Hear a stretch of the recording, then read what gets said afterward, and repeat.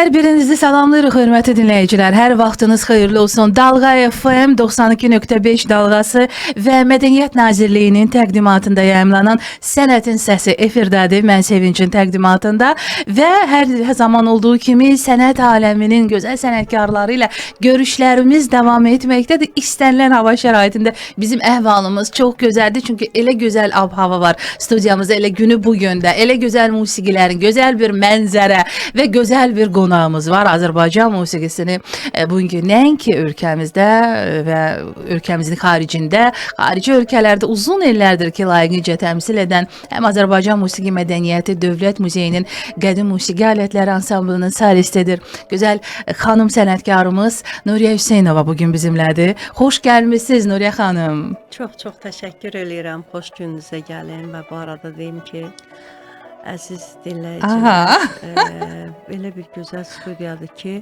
mən hələ baxıram bu belə bunun seyrindəyəm, belə gözəl mənzərə bütün Azərbaycan buradan görünür, elə gözəl görünür ki, Bakı, yəni Bəli, Bakımız. Çox əhvalım çox gözəl oldu. Öncəliklə Sevinç xanım çoxdandır sizi görmürdüm. Bəli. Xoş oldu mənə və Qarşılıqlıdır. buradakı bir aura. Bəyəndinizmi?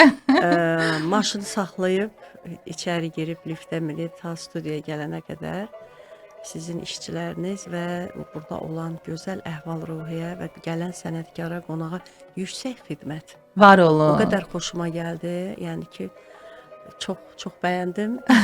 Təşəkkür edirəm. Çox sağ olun Nuriyə xanım. Uzun illərdir sizinlə ünsiyyətimiz, dostluğumuz uzun illərə söykənir və sənətinizdə olan yeniliklərə biz də sevinirik. Biz də uğurlarınıza şad oluruq. May ayı kifayət qədər məhsuldar, kifayət qədər zəngin. Hətta Apreldən başladı. Yeri gəlmişkən elə Mədəniyyət Nazirliyinin rəsmi YouTube kanalında sonradan siz bizim video versiyamızı da izləyəcəksiniz. Eyni zamanda Dalğa FM radiosunun YouTube kanalında da bizim buraxılışlarımız yerləşdirilir. Elə Mədəniyyət Nazirliyinin dəstəyi ilə, xətti ilə bu yaxınlarda elə bir çox ölkələrdə Azərbaycan mədəniyyət günləri keçirilir və siz də bax bu tədbirlərdə oldunuz, bu tədbirlərə qatıldınız, layiqincə təmsil etdiniz yenidən və yenidən. Çünki uzun illərdir ki, bu sahədə sənətə xidmət edirsiniz. Təəssüratlarınızı istərdik paylaşasınız. Əlbəttə təəssüratlarım çox böyükdür. Yəni Mədəniyyət Nazirliyinin xətti ilə mən 2024-cü ilin oktyabr ayında, ya səhv eləmirəmsə oktyabrın axırı, noyabrın əvvəllərində İstanbul şəhərində kitab sərgisi keçirildi və orada bizim Azərbaycan ədəbiyyatına xidmət edən çox böyük yazarların, istər bugünkü dövr, istər keçən əsrin əvvəli, ortası, ümumiyyətlə və çox uzun əsrlərə, tarixlərə gedib çatsaq ki, Azərbaycan ədəbiyyatında öz izini qoyan dünyəvi bizim yazarlarımız, şairlərimizin kitablarından ibarət orada çox gözəl sərgi keçirildi və o sərgidə mən ifa etdim trio ilə. O Mədəniyyət Nazirliyinin tərkibində idi və Mədəniyyət Nazirliyinin özünün dəvəti idi. Çox gözəl bir tədbir oldu və onun davamı gəldi. Biz aprel ayında Qırğızistanda Azərbaycan mədəniyyət günlərində iştirak etdik. Təbii ki, orada həm musiqi heyəti, həm rəsmi şəxslər və Azərbaycan musiqisinin, folklor musiqisindən tutmuş klassik musiqiyə qədər, yəni klassik, mən simfonik musiqini nəzərdə tuturam, kamera musiqisini nəzərdə tuturam, balet, rəqs. Yəni böyük bir heyətlə üstəlik, bəli, burada xanəndələr, vokalistlər, estrada ifaçıları, caz. Hər janr var idi. Bütün janrlarda Azərbaycan mədəniyyəti Qırğızistan səhnəsində çox yüksək səviyyədə göstərildi, təbliğ olundu. Və mən sizə söyləyim ki, mən millətimə qarşı, ölkəmə qarşı kim olur olsun səhnədə, xoşlamadığım bir xarakteri, yəni olsun, amma onun sənəti gözəldirsə, mən onu kənardan durub izləyirəmsə, millətim adına, ölkəm adına o qədər fəxr eləyirəm ki, hətta mənim gözümdə olur, gözüm yaşalır. Və o konserti mən kənardan izləyirdim ki, mən növbəm nə vaxt çatacaq da ifa eləyəcəm. elə kövrəlirdi. Yəni mənə təsir eləyən o idi ki, bizim çox gözəl, zəngin mədəniyyətimiz var və o mədəniyyətə xidmət edən çox gözəl insanlarımız, istedadlı insanlarımız var, gənclərimiz var. Və o konsert o qədər gözəl keçdi. Baxmayaraq ki, qala konsertdə mən çıxış elədim, amma bizim qədim alətlər ansamblı Manas nə idi onu qoy tam dəqiq deyim. Manas teatrında belə bir Qırğızstanın. Bəli, Manas teatrında bizim çıxışımız oldu. O da bilirsiniz ki, onların qədim ənənəsidir. Onu qoruyub saxlayırlar və bizim ansambl da qədim olduğu üçün məhz orada konsert oldu. Sizə mən deyim ki, Sevinç xanım, konsertlər çox anşlaq keçirdi. Bəli, səs sorağı gəldi, çatdı. Heç boş yer tapmırdım. Bir dənə boş yer yox idi ki, belə baxasan deyirsən, burada niyə belədir görəsən? Yəni, zal hər yer, bax belə doluydu hamısı. Özü necə qarşılayırdılar, necə alqışlayırdılar, necə musiqimizi bizim Azərbaycan. Təbii ki, biz Türk xalqları Bəli, o ortaq mədəniyyətimiz, müştərək, bəli, bizim layihələrimiz. Amma nə qədər olsa, deyir, bir rayonun da neçə kəndi varsa, hamısı eyni millətdirsə də, amma adət ənənələrində, bir də görsən, ləhcələrində belə fərq var. Olur. O baxımdan da bizim mədəniyyətimiz ortaq olsa da, Azərbaycan mədəniyyəti, Azərbaycan musiqisi tam fərqlidir. Mən hər zaman bunu söylürəm ki, Azərbaycan musiqisi doğulur, başlayır inkişaf eləməyə. Yavaş-yavaş inkişaf eləyir, gedir ən zirvə kulminasiya. Bəli. Bu bizim muğamlarda da belədir. Ona görə Azərbaycan musiqisi çox sevilir. Və onun elə o inkişafı ki var, onun gözəlliyi var. Hər demək cümlədə baxırsan ki, lad dəyişir, əhval-ruhiyyə dəyişir və buna görə bunu tamaşaçı çox sevir. Təbii ki, bunu anlayan, başa düşən dünyanın hər yerində, hətta biz Avropa ölkələrində biz bunun şahidi olmuşuq ki, insanlar musiqini dərk eləyən insanlar onu izləyirlər, dinləyirlər. Dili bilməsələr belə onlar söhbət burada nədən gedir? Təbii. Ona görə dilə musiqinin dili yoxdur. Bəli. Bu çox gözəl oldu və biz oradan çox yüksək əhval-ruhiyyə ilə vətənimizə döndük. Orada bizim Azərbaycan Mədəniyyət Nazirinin müavini Murad müəllim Hüseynovla Qırğızıstan Mədəniyyət Nazirinin müavini, onların arasında bir söhbət oldu ki, bizim bir qədim qrup var, musiqi qrupu. Onunla bu ansambl müştərək olaraq bir layihə hazırlayır. O həm bizim burada Qırğızstanda, həm də Bakıda, hətta Şuşada. Ay, nə gözəl bir xəbər. Bəli. Belə bir layihəni də biz orada dinlədik. Murad müəllim onu danışdı. Bu yəqin ki, gələn aya təsadüf olunacaq. Çünki hətta qısa bir zamanda təqdim olunacaq. İnşallah ki, və Laçında da MDB ölkələrinin orada dünən bəli, mədəniyyət paytaxtı olaraq Beynəlxalq gözəl bir tədbir keçirilirdi və bu Türk saylı xalqların musiqisi, mədəniyyəti də orada gözəl bir şəkildə dünən orada da səsləndi, bəli. Bu gözəldir. Yəni bu mədəniyyətin inkişafı deməkdir. Mədəniyyət zaten insanları birləşdirir, mədəniyyət zaten qovuşdurur, bir-birinə yaxın edir ölkələri, millətləri. Nə gözəldir ki, bu mədəniyyət var.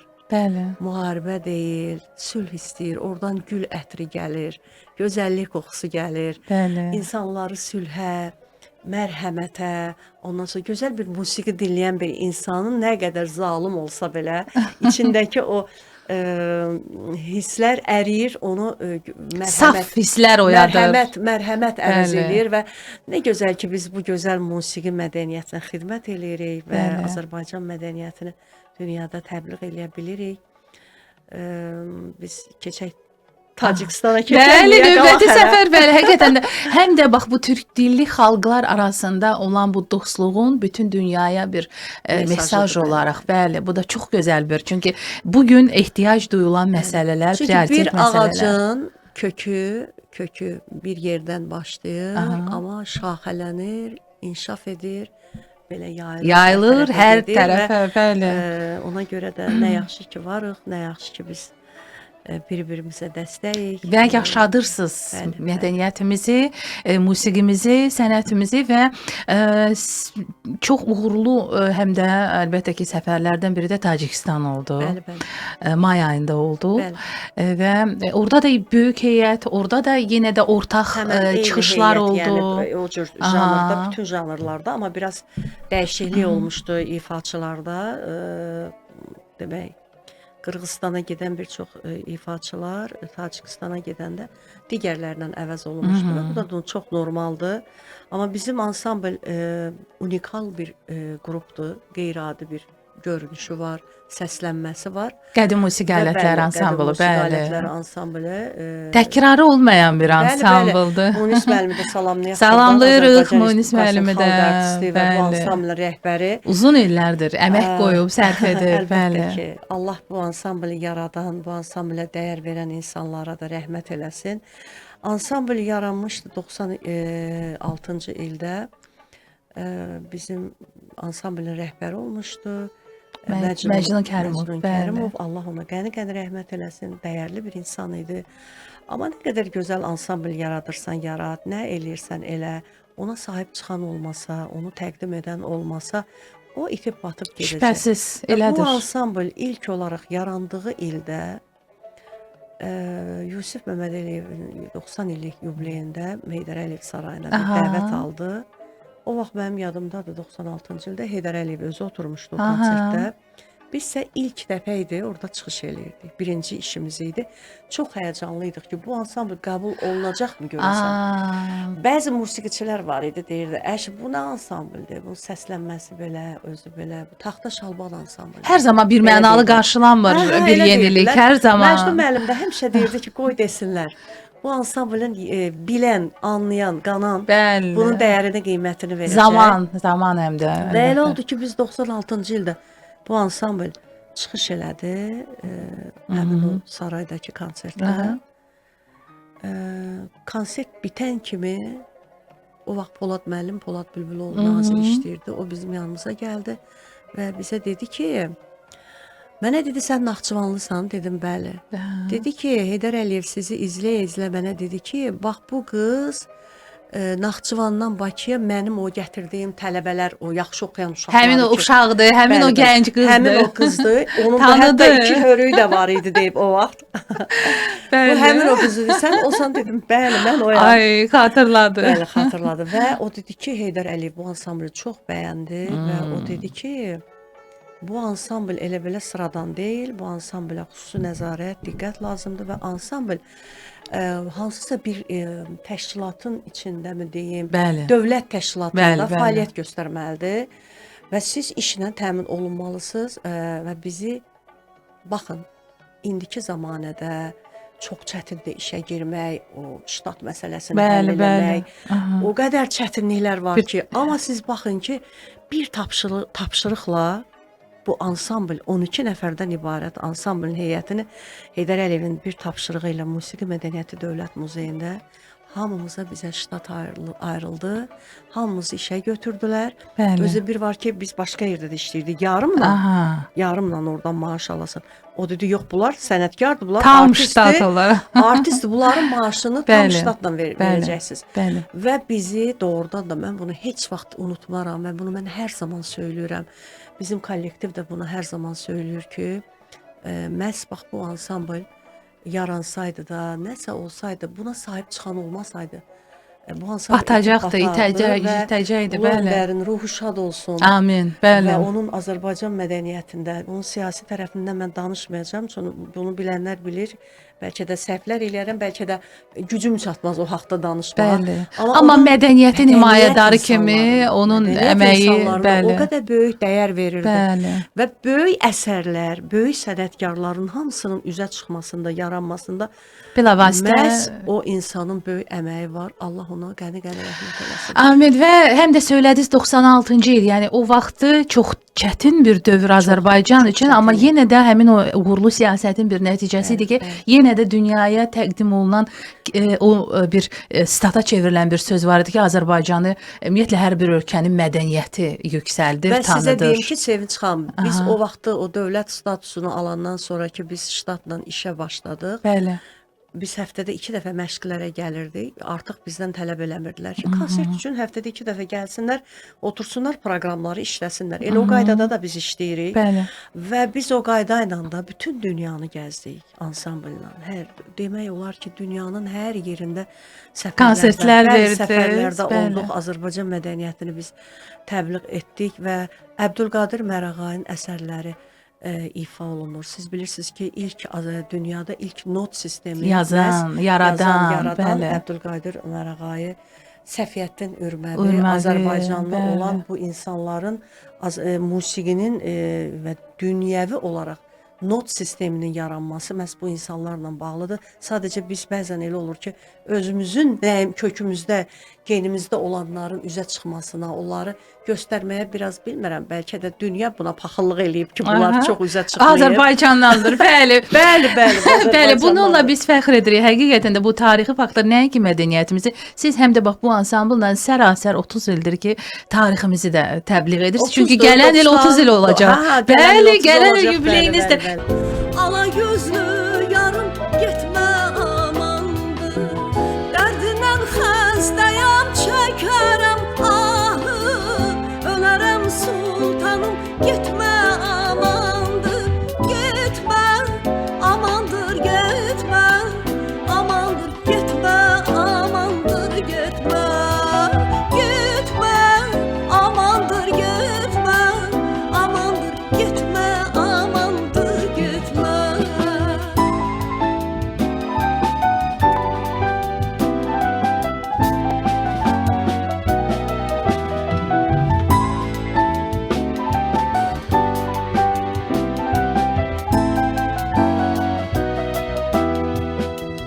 Çamalı göy çəkdi bayram ayından, görən doymaz qamətindən boyundan.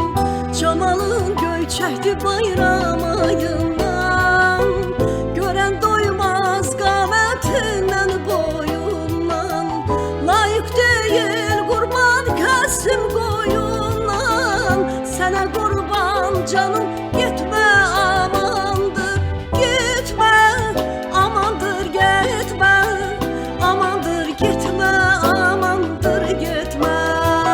Getmə, amandır, getmə, amandır, getmə,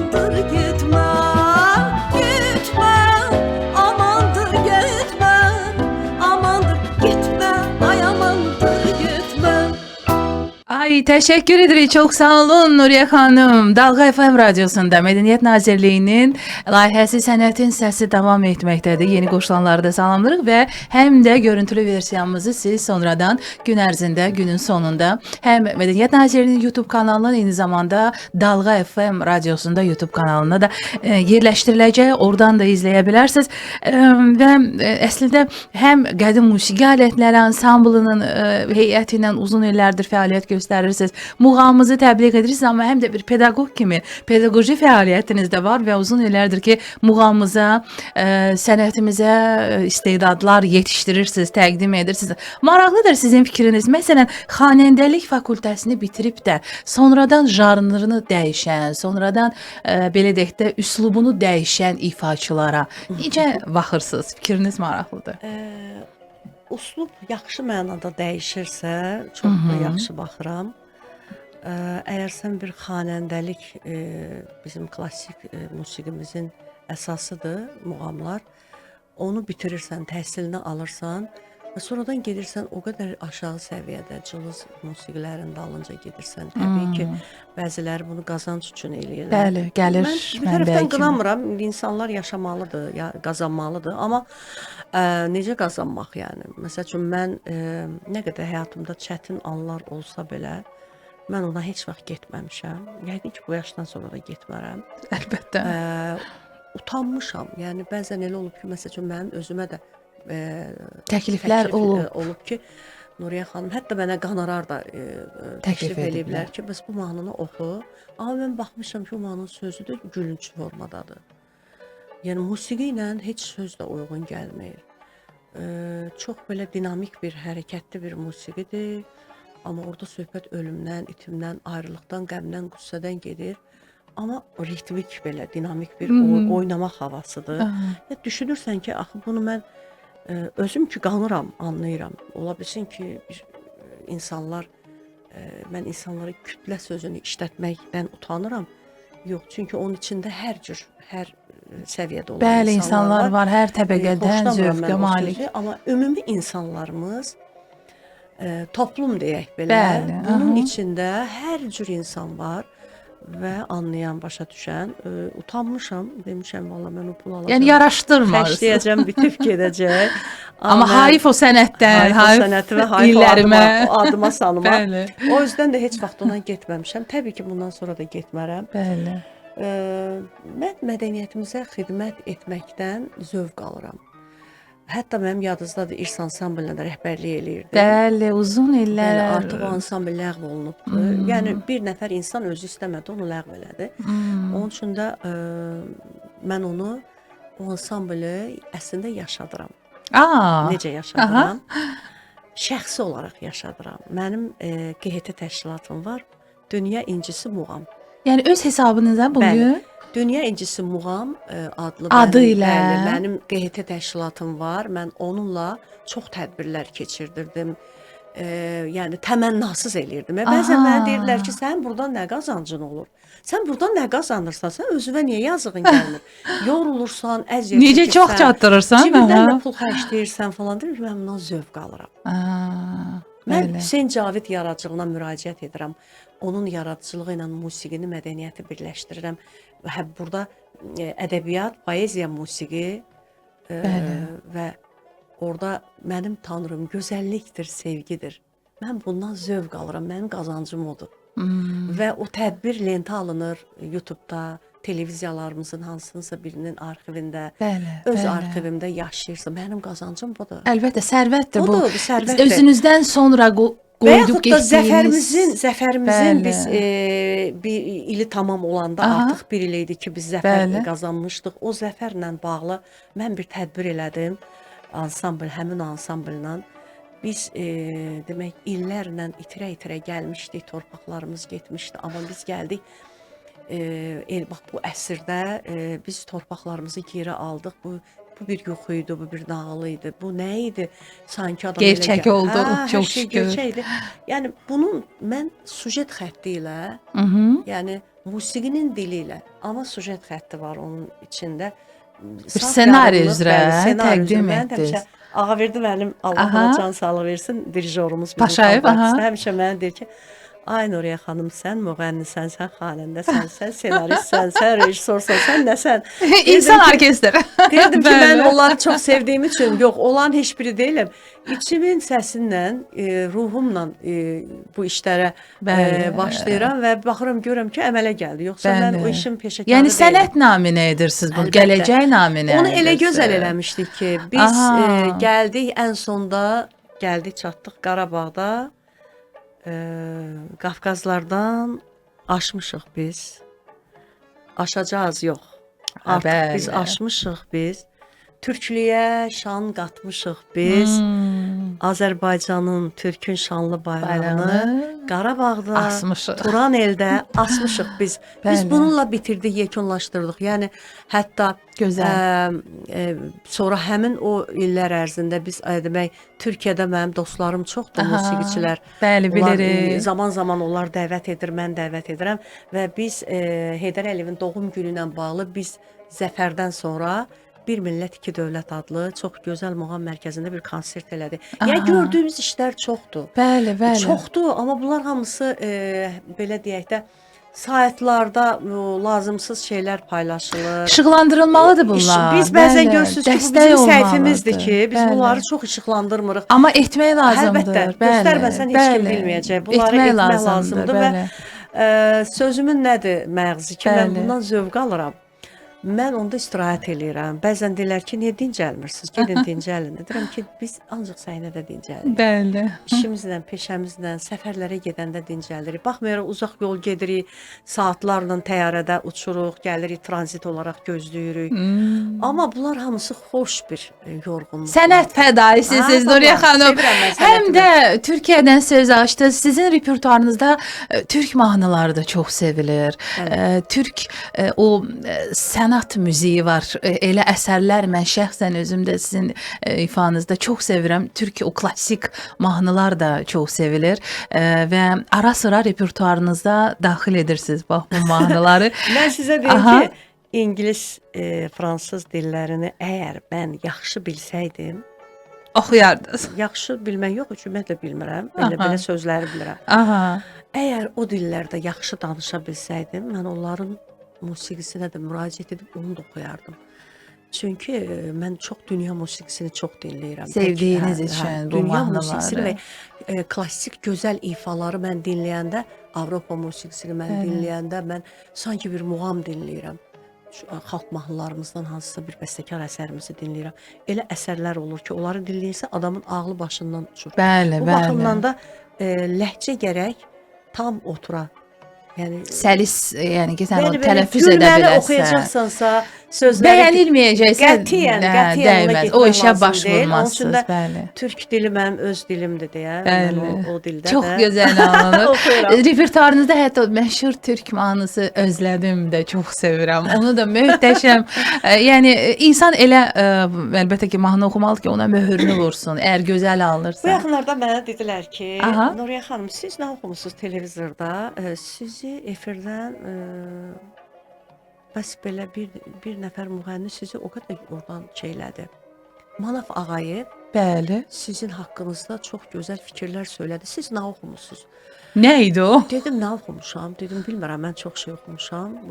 Sonra məni görəndə tədbirlərin birində Manaf müəllimlə heç bizim şəxsi salam əleyküsalam münasibətimiz heç vaxt olmayıbdı. Aha. Yəni belə deyim ki, var yox. O sadəcə deyir mən televizorda eşitdim Nuriye xanım, mən o deməsəydim olmazdı. Aha. Təbii ki, o da onun ürəyinin böyüklüyüdür. Təşəkkür eləyirəm. Sənətə olan verdiyi dəyərdir. Mənim oxuduğum bir türk mahnısı var idi. Hansıydı? Sevməkdən kim usanır? Bəlkə bir ağız bizim üçün də oxuyarsınız. Mən onu çoxdan oxumuşam. Bəlkə də indi oxusam tam fərqli üslubda oxuyaram, amma o da gözəl alınıbdı. Sevməkdən kim usanır? Tadına doyum olmaz. Hangi gönül usandı? Ah, sevenle oyun olmaz. Kaç kere yemin ettim, Kaç gönüle de girdim, sensiz yapamıyorum. Ah, bak yine geri geldim. Kaç kere yemin ettim,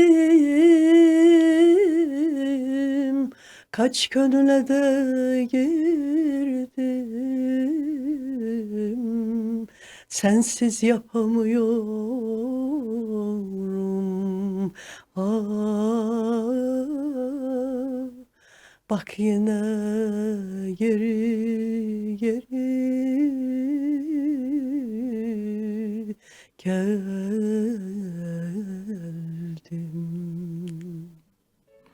Ay teşekkür edirik. Aldınız, apardınız bizi Nuriye Hanım. Bir anlık da olsa uzaklara. Lent almışsınız mı buna? Aa, var lente de almışsınız. Hatta YouTube'da da var. Çox az səslənən həm də mahnılara siz müraciət edirsiniz. Təbii ki, Türk sənət musiqisində çox böyük ustad ifaçılar Zəki Mürenlə. Yenə də o sənət müziyi, o klassik Bu əsərlər, tərəfdə, bəli, bəli. Onlar hamısı ifa edir. Köhnə mahnılar, Mən də bəli. təbii ki, köhnə mahnılar biz deyirik, amma köhnə mahnılar bu gün üçün o qədər aktual. Çox aktual, hər zaman üçün Hətta aktualdır. mənim yadımdadır ki, Sevinç xanım, bizim televiziyaların birində bir mövzu var idi. Bugünkü musiqimiz, show biznes aləmində Bəli. baş verənlər. Ora məni dəvət etmişlər. Orada belə söhbət oldu. Bir nəfər adam, güya bu araşdırmacı jurnalistdir. O dedi ki, niyə bu qədər dedi böyüdürsüz? Muğam ifaçısıdır, oxuyub, bəstədə də getsin otursun evində. Oxuyub da, bəstəkardır, yazıbdır, qoyubdur.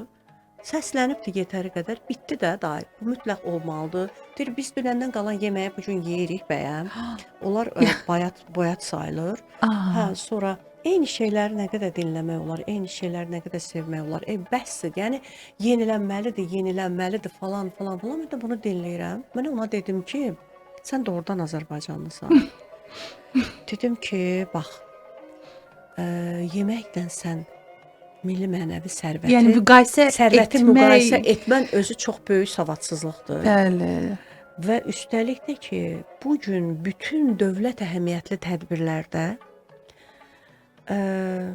keçən əsrdə yazılmış, bu əsrin əvvəlləri və keçən əsrdə yazılmış simfonik musiqilərdir, simfonik əsərlərdir, simfonik muğamlardır. Bəli. Nə bilim, hansını deyim, hansı qalsın? Bax, onlar səslənir, onlar görünür.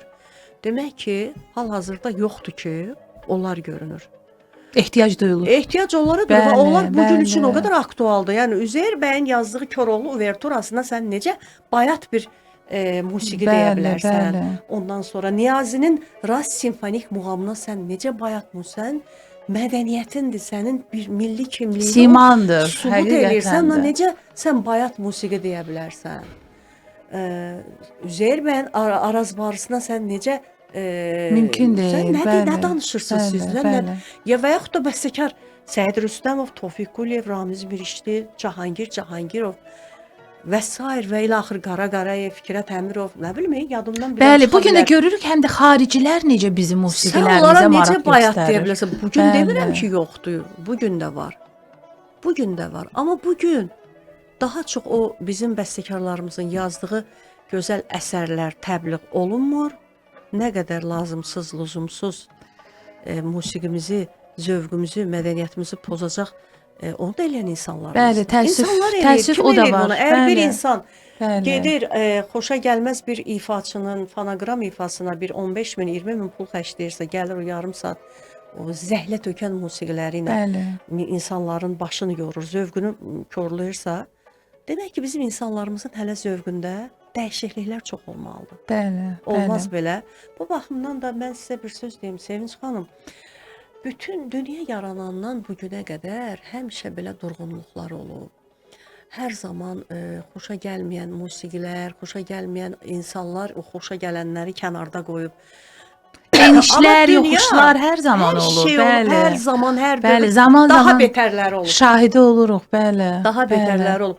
Bugün mən deyərdim ki, və bu gün yox, ümumiyyətlə dünya yaranandan indiyə qədər dünyanı çiynində daşıyıb bu günə gətirən ancaq aydınlardır. Həqiqətən də dəstək olaraq bir daha söyləyərək uzun illərdən bəri yazılan Elza İbrahimova bəstəkarlar arasında elə mahnılar var ki, günü bu gün də gənclərimiz də bu gün bu mahnıları yeni aranjmanda, yeni sintezdə təqdim edilir, amma yenə də bizim milli kökümüzə qayıdırlar. Muğamları, xalq mahnılarımızı yeni aranjmanda hansısa xarici ritmlərlə sintez edirlər, amma yenə də bizim mahnılarımıza ötən illərin nəğmələrinə qayıdırlar və bu da əlbəttə ki gözəldir və bu cür mahnıların yaşaması üçün əlbəttə ki siz sənətkarlar var olun ki, yaşadırsınız, təbliğ edirsiniz, təqdim edirsiniz. Nuriyə xanım, çox xoş oldu bugün sizinlə həmsöhbət olmaq. Mənə də çox xoş oldu və gözəl. Təşəkkür edirəm və uğurlarınız bol olsun.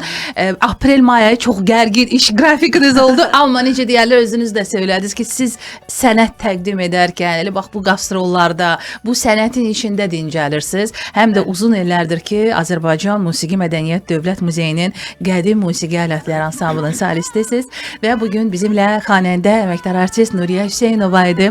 Var olasınız, çox sağ olun, təşəkkür edirik. Mən təşəkkür edirəm dəvətiniz üçün. Sağ olun, minnətdarım. Verilişimizin isə, hörmətli dinləyicilərimiz, video versiyasını isə siz Mədəniyyət Nazirliyinin rəsmi YouTube kanalından, eyni zamanda Dalğa FM YouTube kanalına da mütləq baş çəkin, oradan da bizi izləyin və gözəl, keyfiyyətli musiqiləri eşidin Dalğa FM-də.